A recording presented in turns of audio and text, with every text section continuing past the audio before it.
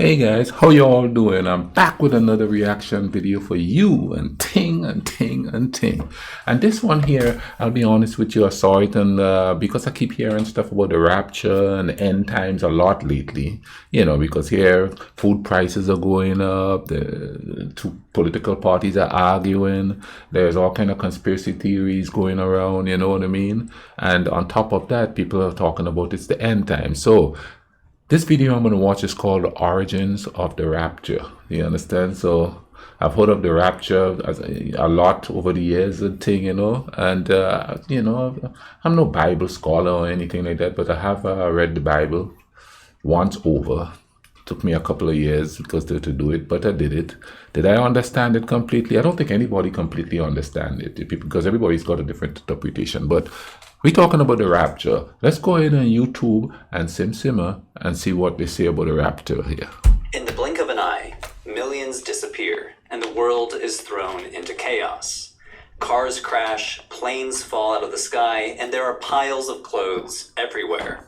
That's the upshot of the 2014 movie Left Behind, starring the one and only Nick Cage. Cage is an airline pilot whose co-pilot and many passengers simply vanish.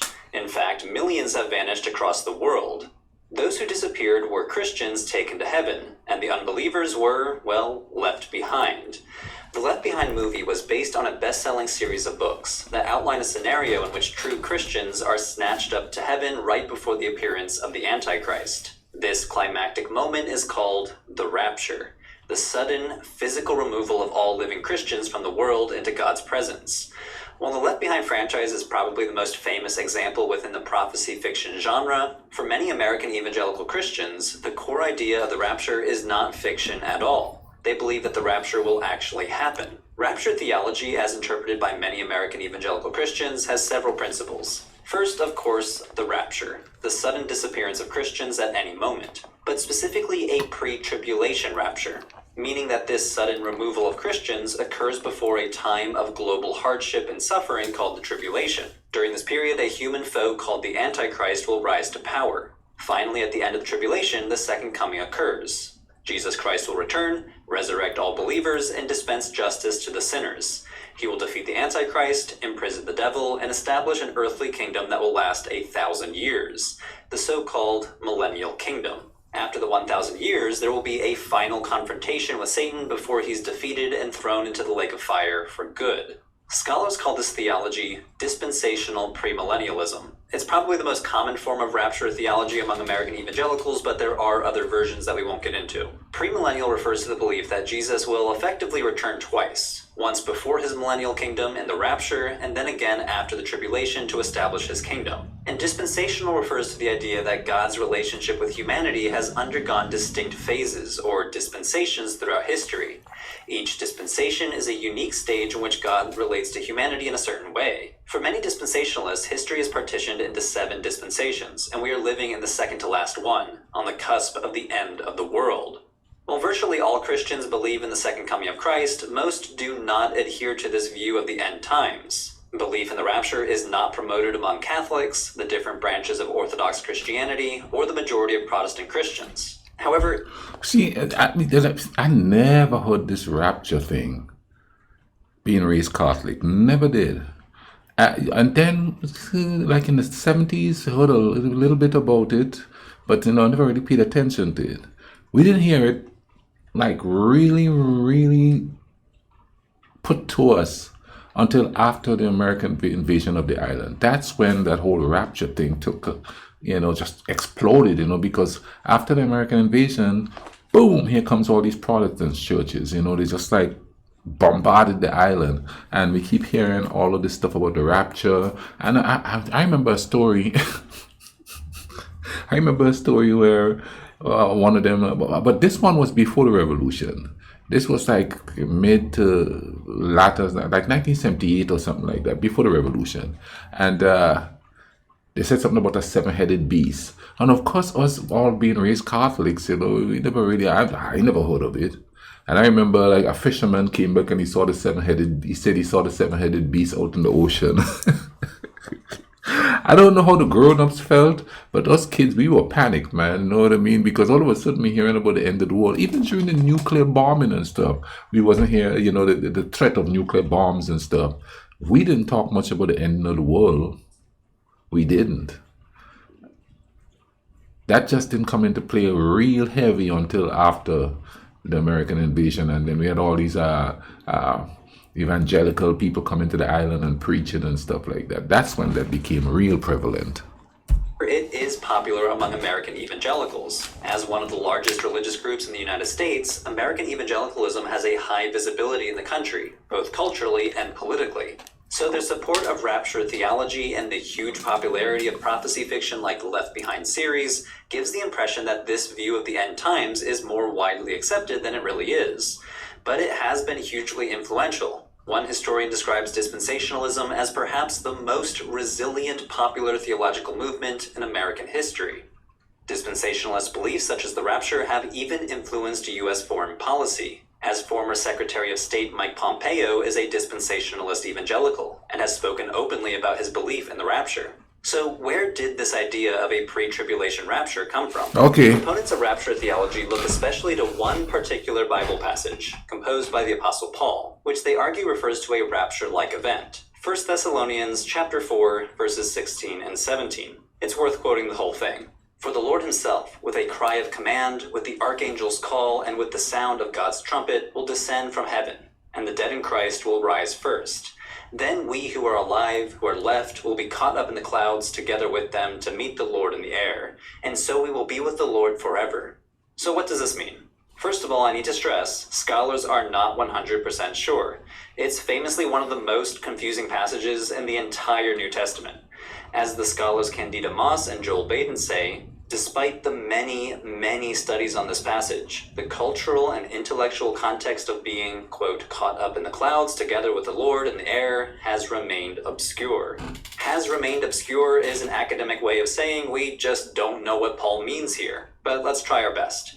This verse comes from a letter that Paul wrote to a church that was worried that the return of Christ had not happened yet, especially because some members of their congregation had already died without experiencing the second coming. That's not supposed to happen. They're supposed to witness the inauguration of a new kingdom, not simply die. So Paul is offering an interpretation of what will happen to those that had already died, and ends the passage with, therefore encourage one another with these words. You see, if you're not a believer, you're going to think that he amended to appease people who are questioning, well, wait a minute now.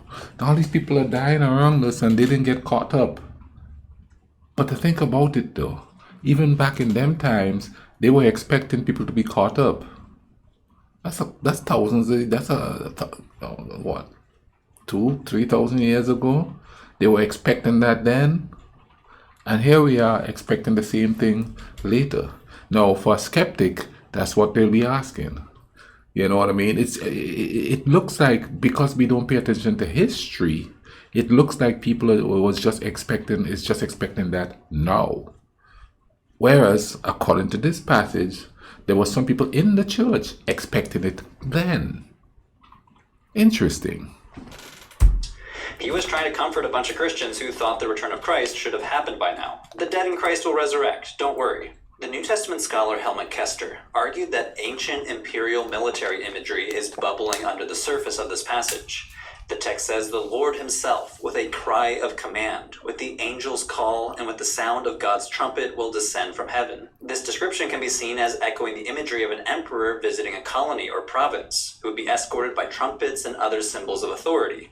When Paul says they will meet the Lord in the air, that word is translating the Greek word apontesis, which is a technical term for the act of going out to meet a dignitary or monarch from another city. So according to Kester's interpretation, which is shared by other scholars such as Bart Ehrman, the people meeting Christ in the clouds are basically an imperial delegation of emissaries going out to meet the emperor. Kester argues that there's no sense at all that they will stay up there in the clouds, but rather will promptly return to earth, escorting Jesus to establish his new kingdom, just as a delegation of emissaries would escort the emperor into the city. Kester concludes that it is not possible to understand this passage as a statement about the rapture of the believers into heaven. In their study on this passage, Dr. Moss and Dr. Baden offer another complementary interpretation, arguing that Paul may have been influenced by ancient Jewish ideas that God's chosen people will literally gain the ability to fly at the end of days. The key text here is Isaiah chapter 60, verse 8. Who are those who fly like a cloud, like doves to their coats? Although this is a reference to the white sails of a ship bringing the Israelites back from diaspora, later Jewish theologians interpreted this text apocalyptically. Those that fly like a cloud are literally people who will fly at the end of the world. For example, a passage in the rabbinic text called the Talmud says, "In the future the Holy One will lift Jerusalem 3 parasangs high.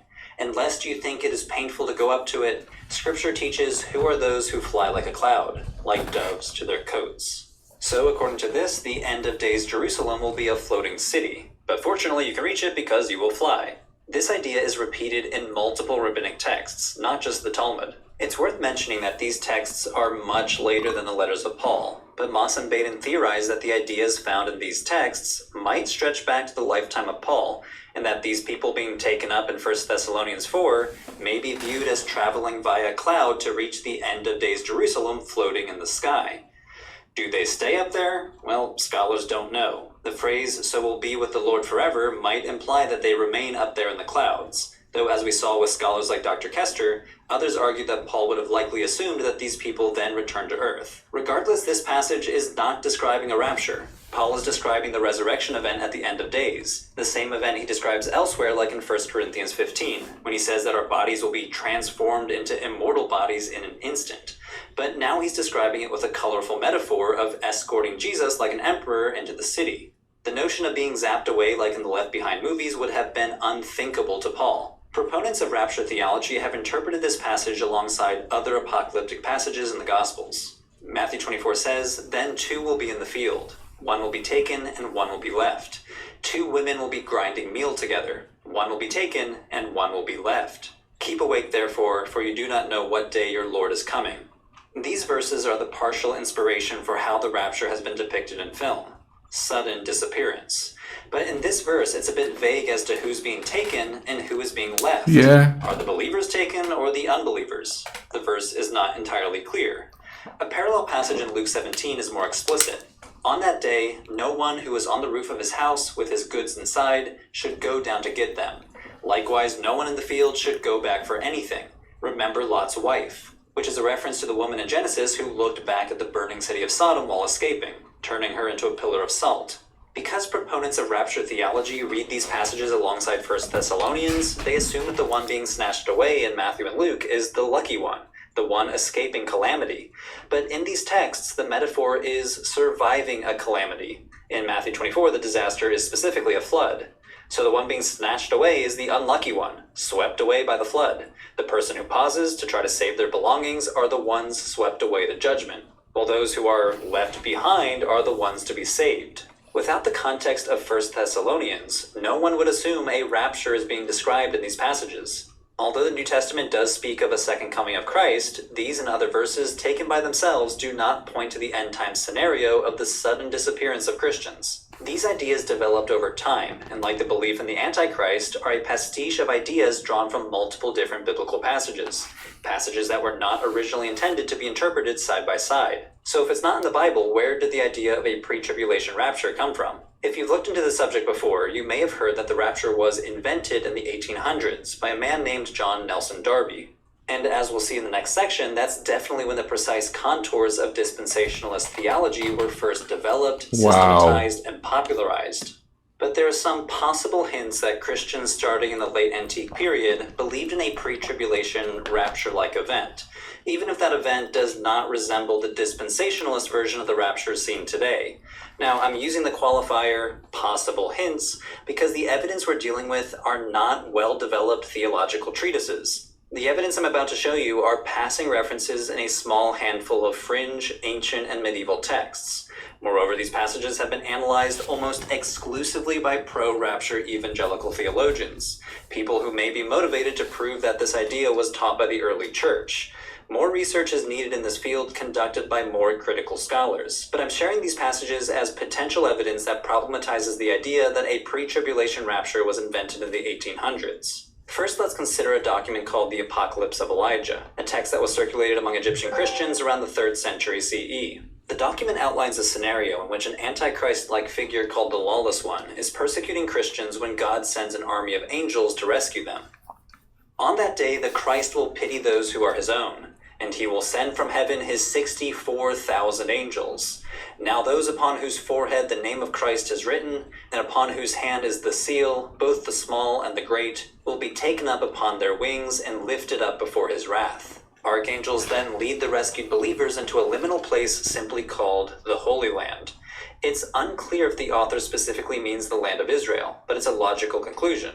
The text draws imagery from the book of Exodus in which the Israelites follow a pillar of fire, but in this case the archangels Gabriel and Uriel make a pillar of light.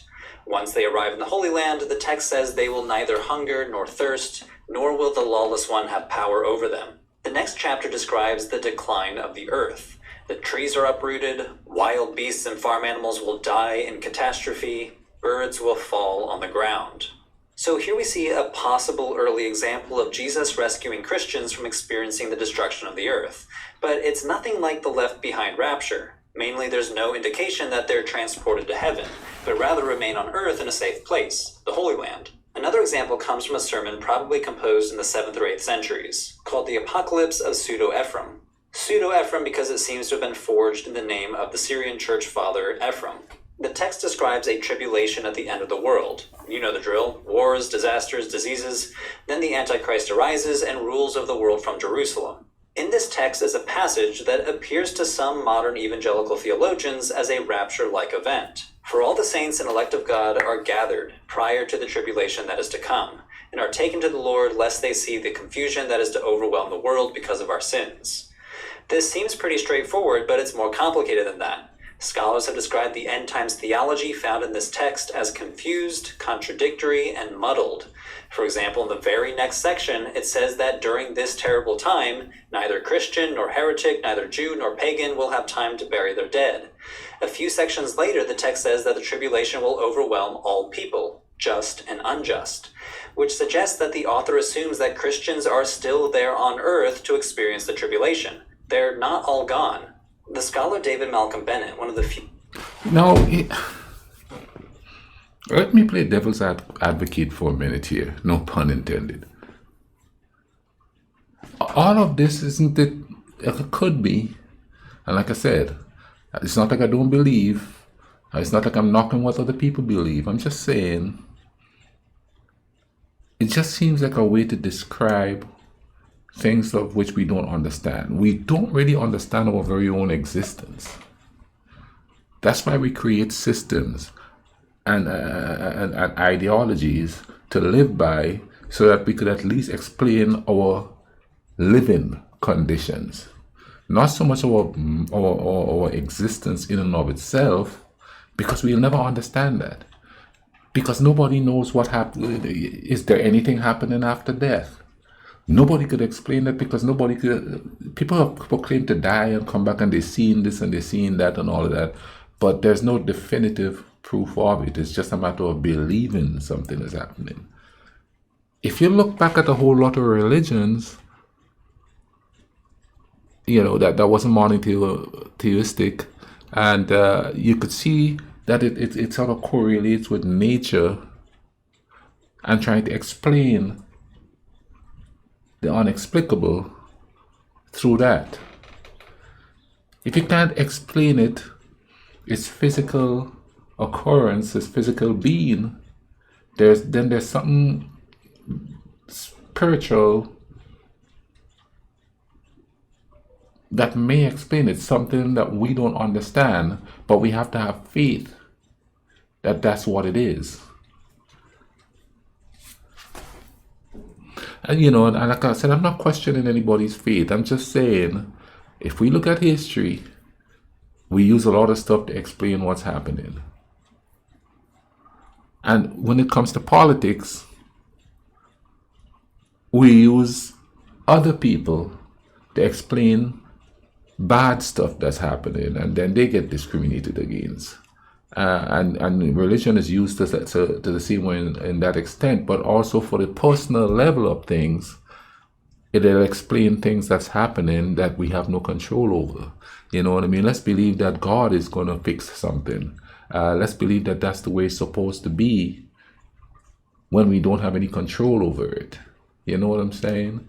It'll also ease your mind. Okay, instead of people just living and enjoying life and respecting other and being equal, we have all these religions and they all dislike each other and they're fighting like the Muslims and the Christians been fighting for centuries to prove who is right.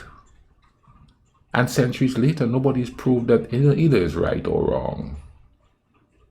They just mad at each other, for lack of a better way of putting it. You know what I mean? But when you really think about it, man, it's just people just trying to explain their existence. Give them something to believe that would explain their existence. And again, I'm not saying I don't believe. I'm just, pontificating here. Few researchers to study this text says that these pre-tribulation theologians are imposing their own theology on the text. Since Pseudo-Ephraim seems to assume that Christians are still on earth during the tribulation, Bennett concludes, what is probably intended by those comments is that the saints will be protected by God within the tribulation, rather than removed from it. Left Behind's rigid literal interpretation is clearly alien to the thought of Ephraim, whose method was much freer and more imaginative. Fast forward to the turn of the 14th century, a document dating to around 1307 called The History of Brother Dulcino mentions a rapture-like teaching among a renegade monastic order called the Apostolic Brethren, led by a friar simply known as Dulcino. This group was violently persecuted by the Catholic Church, and its leaders were burned at the stake. The text says that the members of the Apostolic Brethren will be caught up into heaven 3.5 years into the reign of the Antichrist, and in this way they will be preserved unharmed from the persecution of Antichrist. After the death of the Antichrist, Brother Dulcino himself would return to earth as Pope. Now it's worth mentioning that this text was composed by an opponent of the Apostolic Brethren, so we should be skeptical that the text accurately reports their theology. But whether or not Dulcino held to this belief, some pro-rapture theologians in recent years have held this up as an example that the idea of a pre-tribulation rapture was held by at least some Christians before the 1800s, though with some important changes. Notice that No, that's another thing too. Because after centuries of religions, of specific religions, there's different groups in there that become more prominent than others.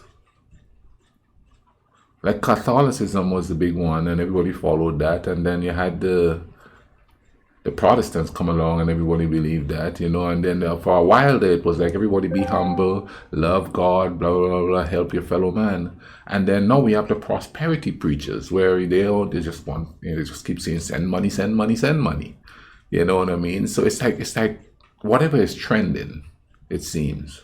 You know what I mean? Whether that's a spiritual thing or not, you know what I mean? It's just like as we go along, certain things become more important to certain generations of the belief system in whatever religion they belong to.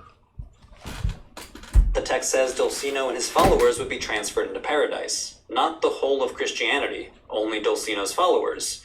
And there's little to indicate that Jesus Christ is doing the rapture and returning here.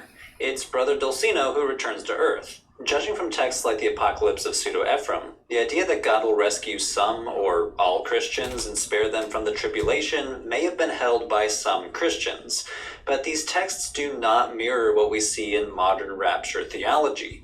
2 of our 3 examples seem to suggest that Christians remain on earth during the tribulation, and the 3rd example only describes a small group of one man's disciples. So how do we get to the left behind style of the rapture? The complete, sudden removal of Christians from earth. For that, we need to turn to this guy, the Englishman John Nelson Darby, known as the father of dispensationalism. Darby was an influential preacher, theologian, and Bible translator who rose to prominence in the 1830s.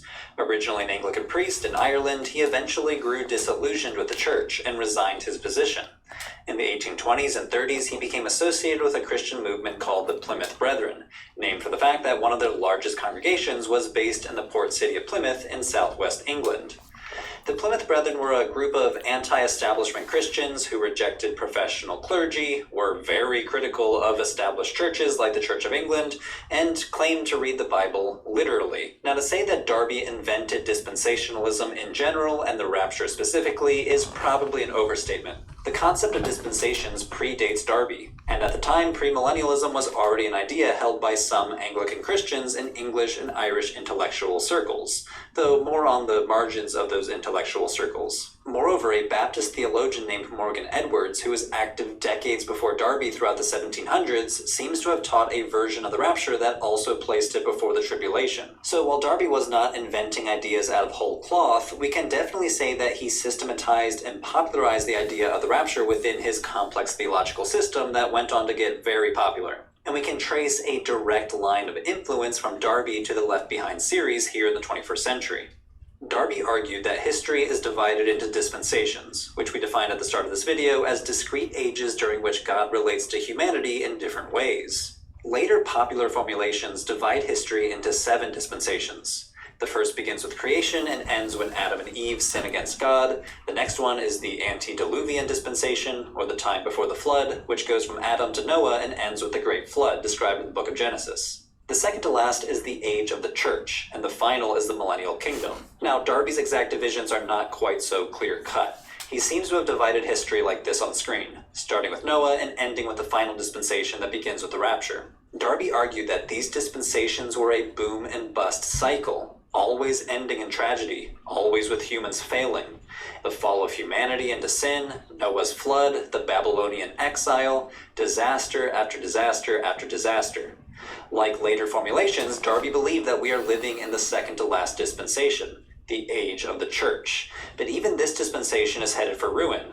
Like other Plymouth Brethren, he thought that most established churches in this era have fallen into apostasy. He believed that only a small remnant of Christians were truly destined to be saved. Darby taught that the church dispensation would end with the rapture, a 2-stage return of Jesus. First, Jesus would appear in the clouds and Christians would rise to him, as described in 1 Thessalonians chapter 4, then 7 years of tribulation, then Jesus would return physically to earth after the tribulation, establishing his 1,000-year rule and commencing the final dispensation. As we said, these ideas were not 100% novel. The historian Daniel Hummel, who wrote the most recent and comprehensive history of dispensationalism, says that Darby was not making entirely novel contributions on any of these points, but he was shaping a new type of Christian identity that bundled a condemnation of established churches, a premillennial eschatology, and a dualism between heaven and earth. So how did Darby's theology get so popular? Well, the Plymouth Brethren went abroad. Throughout the mid-1800s, Plymouth Brethren preachers started to bring their ideas to North America, where they found a bunch of people already obsessed with predicting when the second coming of Jesus would occur. William Miller, whose followers would later form the Seventh-day Adventist denomination, taught that the second coming of Christ would occur in 1843 or 1844, when this... My brother left the Catholic Church and is a Seventh-day Adventist member right now. Prediction failed, others stepped in with their own predictions. So the Plymouth Brethren found a very receptive audience in the US. Darby himself also traveled to North America, visiting 7 times between 1862 and 1877. He spent most of his time in the American Midwest and New England between several major cities, and urban evangelicals started to adopt his ideas. Most importantly, a man named Dwight L. Moody. Moody was a revival preacher based in Chicago at the time. Though he had some disagreements with Darby, he started teaching premillennial ideas in his sermons, spreading far and wide the idea that a pre-tribulation rapture was about to happen any day. Moody thought he was living in the final days. He wrote, "I look on this world as a wrecked vessel. God has given me a lifeboat and said to me, 'Moody, save all you can.'" But rapture theology really exploded in the US thanks to this guy, Cyrus Scofield. He was a Confederate soldier, turned Union sympathizer, turned politician and lawyer who converted to evangelical Christianity in the late 1880s. launching a second career as a theologian and preacher. He was part of the whole Dwight L. Moody movement, and he started preaching within the local Moody network of congregations, where he adopted dispensationalist ideas. He went on to publish the Scofield Reference Bible in 1909, a King James version of the Bible with commentary explaining the text from a dispensational premillennial I've actually heard of this. So, for example, right here at the beginning in the book of Genesis, the Scofield Bible has a subheading above Genesis chapter 1, verse 28, calling it the first dispensation. Below the text in the footnotes, it provides a helpful definition of what that is. And in a note under the all-important passage, 1 Thessalonians chapter 4, verse 16, the Scofield Bible takes the two-stage resurrection narrative for granted, explicitly saying that the passage describes the first resurrection. So by using footnotes and subheadings, the Scofield Reference Bible basically builds a premillennial dispensationalist framework around the entire Bible. And as a study Bible, it presents itself as a scholarly authority, using scholarly academic language to disregard competing interpretations, especially rejecting critical biblical scholarship and Darwinian evolution, which made it a very popular Bible within fundamentalist circles. And it was very popular. It sold 1 million copies within a decade and exceeded 2 million copies by the end of World War II.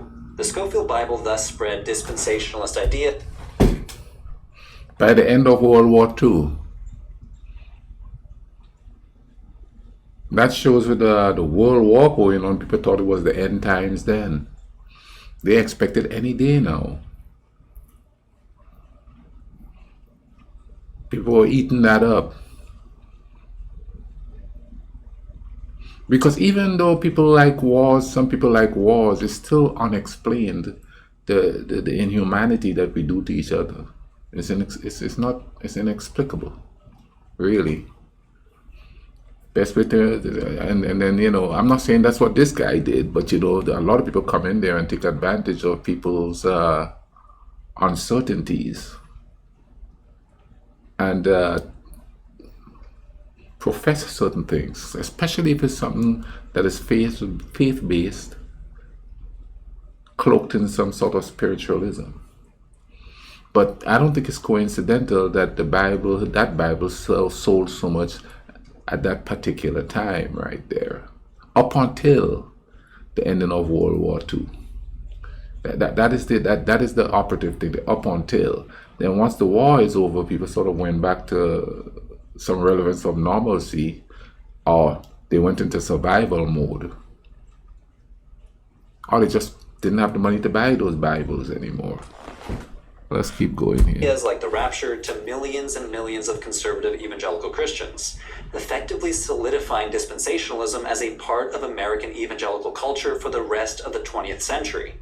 So by the mid-20th century, the Rapture and other dispensationalist beliefs had become a staple of end-times thinking among conservative American evangelical Christians. And it reached new heights of popularity during the Cold War, when many began to look for a religious explanation for current events, like the rise of the Soviet Union and the establishment of the modern state of Israel. A new generation of evangelical authors started to interpret geopolitics through the lens of dispensationalist thinking. Most importantly, Hal Lindsey. I'm speaking to you today from the last battlefield on planet Earth. Hal Lindsey was an author who sparked a cottage industry interpreting current events as fulfilling biblical prophecy. Many people think that because this man's called the Antichrist that he'll appear to be evil. But Satan's no fool. A graduate from Dallas Theological Seminary, he published a book in 1970 called The Late Great Planet Earth. It was basically an explainer of premillennial dispensationalism packaged for a popular audience, blending prophecy, spirituality, and geopolitics. And it was a mega bestseller. It became the best-selling nonfiction book of the 1970s, with 10 million copies sold in the 1970s and 28 million sold by the year 2000. The historian Daniel Hummel says that the book entered the bloodstream of American culture, making the word rapture a household term.